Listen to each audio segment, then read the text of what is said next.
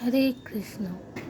অনেকে অনেকভাবে প্রশ্ন করে, এটা আমি অনেক জায়গায় শুনেওছি যে ভগবান শ্রীকৃষ্ণ সবসময় গীতাতে বলেছে যে আমি ভগবান, আমি ভগবান, আমি ভগবান। অনেক দুটো তিনটে শ্লোকে আছে। প্লাস আমি এই জানি, আমি ওই পারি, এরকম মানে আমি এই ক্ষমতাবান।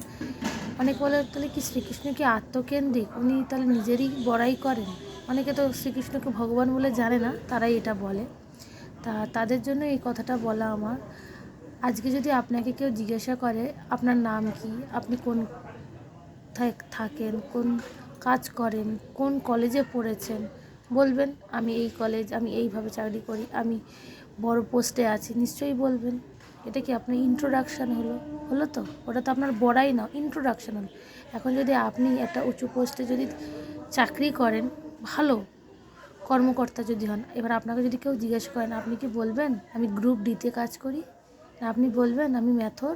বলবেন না তো। সেরকম ভগবান যেটা, সেটা তো ভগবান ইন্ট্রোডাকশান দিচ্ছে গীতাতে অর্জুনের কাছে। অর্জুনের মাধ্যমে আমরা সবাই জানতে পারছি। তো ভগবান যদি ভগবান হয় তাহলে কী করবে সে? ভগবান ভগবান, যার ভগ আছে, সমস্ত বৈরাগ্যের বৈরাগ্য, সমস্ত ঐশ্বর্য ঐশ্বর্য, সমস্ত শক্তি শক্তি, সমস্ত ত্যাগের ত্যাগ, সমস্ত ঐশ্বর্য বীর্যবান, সমস্ত যশস্বী উনি সমস্ত যজ্ঞের ভোক্তা, সমস্ত তপস্যার তপস্যা উনি। তাহলে উনি কী করবেন? উনি তো ইন্ট্রোডাকশান দিচ্ছেন, উনি কী করবেন? উনিই তো সৃষ্টির আদিকর্তা না? এবার তার থেকেও বেশি যদি জানার থাকে তাহলে তার ভাগবতম পড়তে হবে। ভাগবতমে ওনার পুরো ডিসক্রিপশান আছে, ওনার কোথায় কী, ওনার জন্মস্থান কর্মস্থান সব জানতে পারবে। উনি কত ব্রহ্মাণ্ডে উনি বিরাজ করে, কতগুলো ব্রহ্মাণ্ড আছে, সব ওখানেই আছে।